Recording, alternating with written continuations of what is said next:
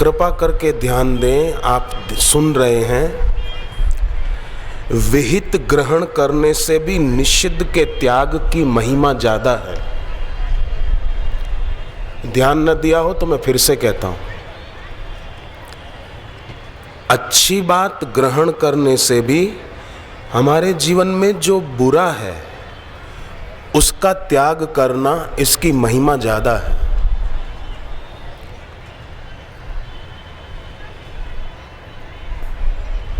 जैसे शरीर खराब हो ऐसी चीज हम नहीं खाते, उसी प्रकार बुद्धि अशुद्ध हो ऐसी बात भी न सुनी जाए और ऐसे व्यक्ति की दोस्ती भी न की जाए।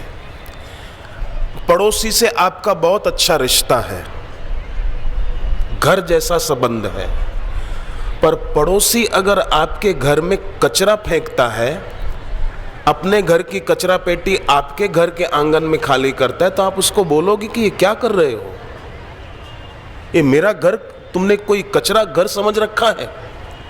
आप उसको रोकोगे, टोकोगे। तो जैसे कोई अपने घर का कचरा आपके घर में डाले तो आप उसको रोकेंगे, टोकेंगे। उसी प्रकार किसी व्यक्ति के दिल दिमाग में संसार की सत्यता भरी हुई है और वो आपके दिल दिमाग में भी वही कचरा डाले तो आप उसको रोकिए, भाई तू छोड़ इस बात को, भगवान का नाम ले, चल दूसरी बात करो। तो फिर से सुन लें कि विहित ग्रहण करने से भी निषिद्ध के त्याग की ज्यादा महिमा है।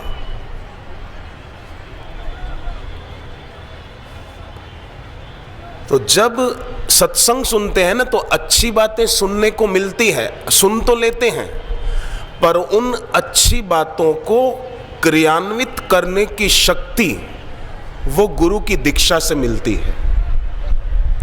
इसलिए बापूजी बड़ी कृपा करते हैं कि पहले सत्संग देते हैं, ज्ञान देते हैं और फिर दीक्षा देते हैं। तो दीक्षा में जो गुरुदेव से भगवान का नाम मिलता है, वो भगवान का नाम ज्यों-ज्यों जपते जाते हैं त्यों-त्यों भगवतीय शक्तियां हमें मदद करती है। चैतन्य महाप्रभु बोलते थे कि भगवान एक हैं, भगवान के नाम अनेक हैं। जैसे किसी की शिव जी के नाम में आस्था होती है, शिव जी का नाम जपते हैं, कोई राम जी का नाम जपते हैं, कोई हनुमान जी का जपते हैं, कोई कृष्ण भगवान का जपते हैं, कोई देवी के उपासक होते हैं। तो भगवान एक हैं, भगवान के नाम अनेक हैं। भगवान ने अपने हर नाम में उतनी की उतनी शक्ति रखी है जितनी स्वयं भगवान में है। ये चैतन्य महाप्रभु बहुत अच्छी तरह बोलते थे, भार देकर बोलते थे। और फिर भगवान ने ऐसे अपने नाम में इतनी शक्ति रखी, ऐसे नाम को जपने का कोई समय निर्धारित नहीं किया है कि सुबह 4 बजे जप करोगे तो ही फायदा होगा, या शाम को करोगे तो ही फायदा होगा। नहीं, कभी भी कर सकते हैं और ये अपने को करना होगा। एक महिला मुझे मिली कुछ दिन पहले दिल्ली में, तो उसने कहा कि मेरे पति को अमुक अमुक तकलीफ है व्यापार में। तो मैंने उसको बताया कि ये नियम करो। तो उसने कहा कि मेरे पति के बदले मैं कर लूं तो चलेगा? मैंने कहा बहन, भूख मुझे लगी हो और रोटी आप खाओ तो मेरा पेट कैसे भरेगा? बुखार मुझे आया हो और मेरे बदले दवाई आप खाओ तो मेरी तबीयत अच्छी कैसे होगी?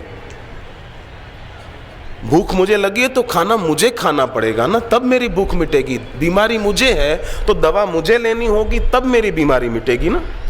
ऐसे ही दुकान में, व्यापार में, घर में कोई समस्या आ रही है तो घर का मुख्य पुरुष जो हो वो घर को संभाले।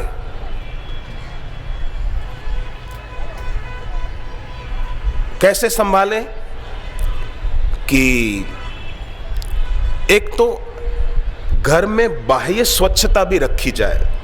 रात को रसोई घर में जूठे बर्तन रखकर सो गए, जिस पलंग पर चादर बिछी थी कल, वही आज भी बिछी हुई है, वही कल भी बिछी हुई है। 7-7 दिन तक चादर बदली नहीं, उसी चादर पे सो रहे हैं, उसी तकिए की कवर पर सिर रखकर सो रहे हैं। तो तमोगुण बढ़ेगा। फिर बोलेंगे मेरे को सपने बहुत आते हैं, तो सपने नहीं आएंगे तो क्या आएगा? मुंह झूठा रखकर सो गए तो सपने आएंगे। पर रात को सोने से पहले नाम जप करते करते सो गए। गुरु से दीक्षा में मंत्र मिला है, वो जपते जपते सो गए, तो रात्रि का शयन काल साधन काल बन जाएगा। एक भाई साहब की तबीयत बहुत खराब रहती थी, डॉक्टर कई बदले पर बेचारे का स्वास्थ्य अच्छा नहीं हुआ। एक रात को गुरुदेव से प्रार्थना करते करते सो गए कि मैंने कई दवाइयां ली, कई डॉक्टर बदले, पर मेरी तबीयत अच्छी नहीं हो रही है, क्या करूं? तो स्वप्ने में बापूजी ने कहा अच्छी होगी भी कैसे? रात को तुम उत्तर दिशा की तरफ सिर करके सोते हो, तबीयत अच्छी कैसे होगी? प्राण शक्ति तुम्हारी खर्च होती जा रही है।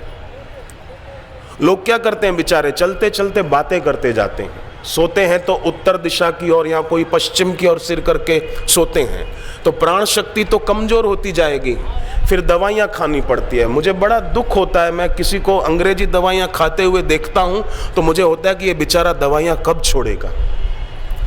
पर लोग ऐसा कुछ आहार करते हैं कि उनको दवाइयाँ लेनी ही पड़े। जैसे कई बार आप देखो राजधानी में या जहाज़ों में खाना मिलता है ना, तो जो मिला दे अंदर, जो मिला दे अंदर। अरे माल वो दे रहा है खाने का, पेट तो तेरा है। जो आया दे अंदर, जो आया दे अंदर, खाते जाएंगे खाते जाएंगे। दही खाया, फिर साथ में एक चाय पी ली, अब दूध की चाय, इधर दही खाया है। और कईयों को आप देखो सुबह नाश्ता करते हैं होटलों पर बाहर खड़े होकर, कॉलेजों के बाहर ब्रेड पकोड़ा खा रहे और चाय पी रहे। ब्रेड पकोड़ा टोमेटो सॉस के साथ खा रहे हैं और चाय भी पीते जा रहे। वाह रे वाह बुद्धिमान, तू पढ़ा लिखा है, जरा तो अपने भविष्य का ख्याल कर, जरा तो अपने स्वास्थ्य का ख्याल कर। तो घर में ऐसा माहौल बनाया जाना चाहिए, जैसे घर की बड़ी बहन है, माँ है, भाभी है बड़ी, तो वो बच्चों को पढ़ाना है तो सरस्वती का रूप धारण करे कि चलो बच्चों परीक्षाएं नजदीक है। हमने भी संकल्प किया है कि जब तक तुम्हारी परीक्षा पूरी नहीं होती तब तक हम भी घर पे टीवी नहीं चलाएंगे, चलो हम भी आपके साथ हैं। तो बच्चों को खुशी होगी, नहीं तो डांटोगे ए खबरदार टीवी चलाई तो तेरी परीक्षाएं मत चलाना, तो वो पड़ोसी के घर जाकर देखेगा, दोस्त के घर जाकर देखेगा। तो बच्चों को पढ़ाना है तो घर की बहनें सरस्वती का रूप धारण करें, घर को संभालना है तो लक्ष्मी का रूप धारण करें कि घर का वातावरण आध्यात्मिक बनाए, घर में भगवान का नाम जप हो। बच्चों को भी ऐसी आदत डाली जाए, जो नहीं मानते हैं बच्चे उनके नाम की 2 माला करके उसका पुण्य उन्हें अर्पण किया जाए कि हे भगवान मेरा बेटा या बेटी सही रास्ते पर नहीं है, मैंने 2 माला उनके नाम की है, इसका पुण्य उनको मिले और वो भी इस अच्छी राह पर चलें। देखो एक बात बताऊं, जिस शक्ति से दोष का ज्ञान होता है कि ये दोष है, ये बुराई है, ये अमुक बहन के जीवन में, अमुक भाई के जीवन में ये बुराई है, ये नहीं होनी चाहिए बुराई, ठीक है। जिस शक्ति से दोष का, बुराई का ज्ञान होता है, उसी शक्ति से वो बुराई छूट भी सकती है। ये बुरा है, ये नहीं होना चाहिए, ये कैसे पता चला? ये ईश्वरीय शक्ति से पता चला। तो उसी ईश्वरीय शक्ति से वो बुराई छूट भी सकती है। जब भगवान प्रेरणा दे सकता है कि ये गलत है, ये बुरा है, तो भगवान छुड़ा भी सकते हैं। केवल व्यक्ति में दृढ़ आस्था होनी चाहिए, बस अपने गुरु के प्रति, गुरु मंत्र के प्रति। महात्मा अग्रदास नाभाजी महाराज के गुरु कहा करते थे कि अपने गुरु के मंत्र को साधारण अक्षर मत समझो। अगर सदगुरु के दिए हुए मंत्र को आप अक्षर समझते हो तो यह महापाप है। पहला, अग्रदास जी ने 6 महापाप गिनाए। दूसरा महापाप गिनाया कि अपने ईश्वर के साक्षात्कार किए हुए गुरु को अगर आप साधारण मनुष्य की दृष्टि से देखते हो तो ये दूसरा महापाप है, इससे बचो। गुरु एक साधारण मानव नहीं है, गुरु मानव के रूप में महेश्वर है। मूढ़ आदमी न पहचान पाए तो उसकी मूढ़ता है। एक बार सब उल्लुओं ने मिलकर मीटिंग भरी और एक दूसरे को पूछने लगे, तूने कभी सूर्य देखा, तूने कभी सूर्य देखा, तूने कभी सूर्य देखा। सब उल्लुओं ने कहा कि हमने कभी सूर्य देखा ही नहीं, अगर होता तो हमको दिखता, है ही नहीं। उल्लुओं के बॉस ने भी ठराव पास कर दिया कि दुनिया में सूर्य नाम की कोई वस्तु है ही नहीं, अगर होता तो हमको जरूर दिखता। अब आप बताओ, उल्लू की आंख से सूर्य कैसे दिखेगा? गुरु के मुख से निकला वचन वरदान होता है। गुरु के मुख से निकला वचन होता है। गुरु के मुख से निकला वचन वरदान होता है।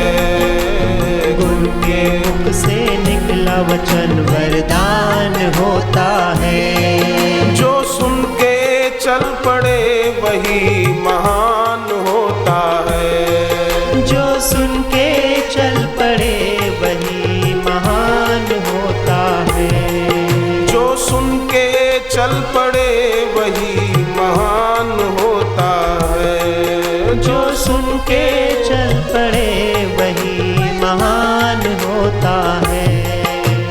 गुरु के मुख से निकला वचन वरदान होता है। गुरु के मुख से निकला वचन वरदान होता है।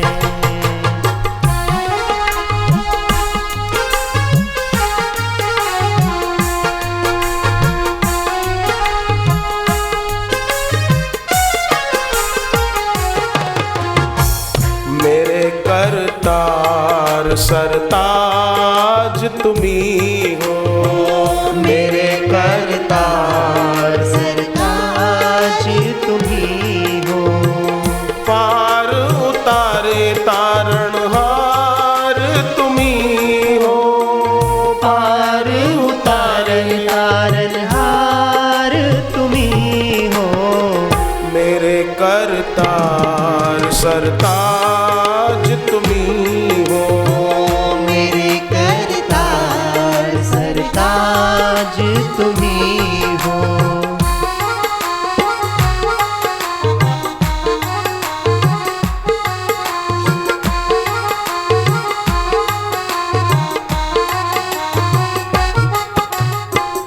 तुमको रिझाए कैसे भेंट क्या चढ़ाए। तुमको रिझाए कैसे भेंट क्या चढ़ाए। मन मंदिर में हम तो तुमको बिठाए। मन मंदिर में हम तो तुमको बिठाए। सांसों के सबकी आधार तुम्ही हो।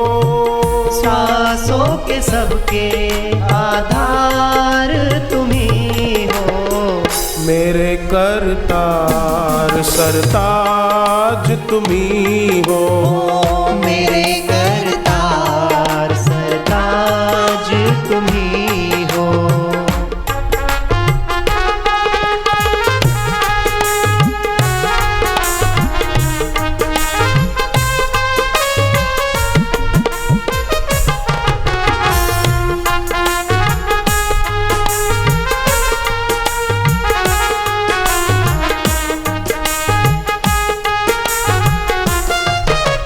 मध्य प्रदेश में इंदौर के पास खंडवा है।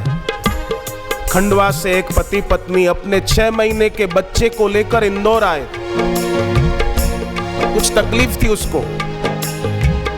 इंदौर की चौथराम हॉस्पिटल बड़ी प्रसिद्ध है।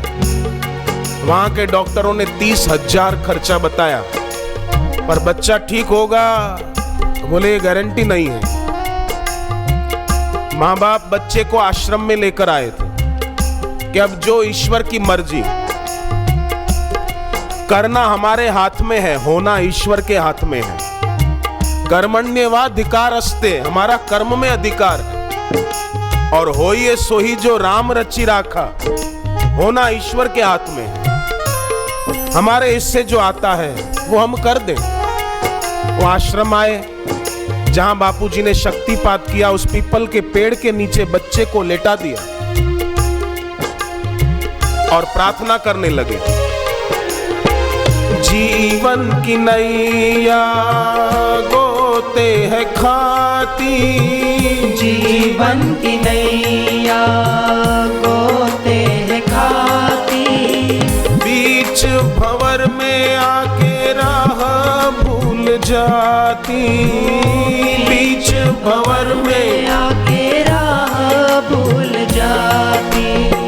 सृष्टि के कर्ता सर्जनहार तुम्ही हो, सृष्टि के कर्ता सर्जनहार तुम्ही हो। मेरे करतार सरताज तुम्ही हो, ओ मेरे करतार सरताज तुम्ही हो।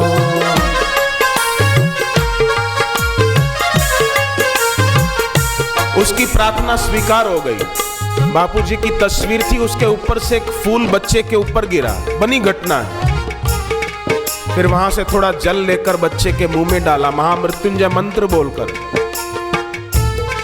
और थोड़ी देर में तो बच्चे की बीमारी कहां भागी पता न चला। जो बात दवा से नहीं होती वो दुआ से हो जाती, और बच्चा अब तक ठीक है। हम हैं तुम्हारे प्रभु, तुम हो हमारे, हम हैं तुम्हारे प्रभु, तुम हो हमारे। तेरे आगे फीके हैं भोग सुख सारे, तेरे आगे ये सब भोग सुख सारे।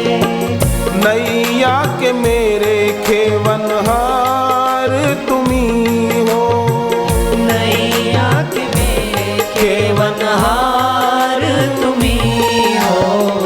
मेरे करतार सरताज तुम्ही हो, मेरे करतार सरताज तुम्ही हो।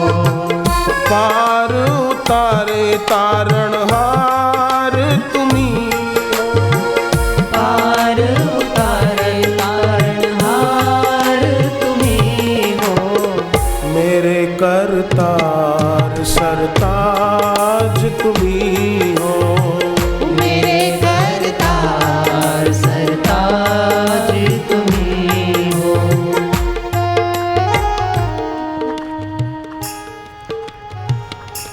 तो भागवत में आया है, भगवान कृष्ण कहते हैं कि हे उद्धव, अपने भक्तों के द्वारा की गई भक्ति के प्रभाव से मैं जो खिंचाव का अनुभव करता हूँ, वह योग, ज्ञान, कर्मकांड, स्वाध्याय, तपस्या या सर्वस्व लुटाने पर भी वो अनुभव नहीं होता जैसा भक्तों के द्वारा, भक्ति के कारण मैं खिंचाव महसूस करता हूँ। भक्त मुझे अपनी तरफ खींचते हैं, मेरे आशीर्वाद को, मेरी शक्ति को। भागवत में आया है, भक्ति की महिमा के बारे में बहुत कुछ बताया। तो आप सब जो यहाँ बैठे हैं ना, दूर दूर तक जगह नहीं तो कई खड़े भी हैं। तो ये क्यों बैठे हैं, क्यों खड़े हैं यहाँ पर, कि हृदय में भक्ति है तभी। अगर आपके दिल में भक्ति नहीं होती तो आप यहाँ पर आ ही नहीं सकते थे। इतनी संख्या में घंटों भर शांति से बैठे रहना, ये भक्ति के बिना संभव नहीं है।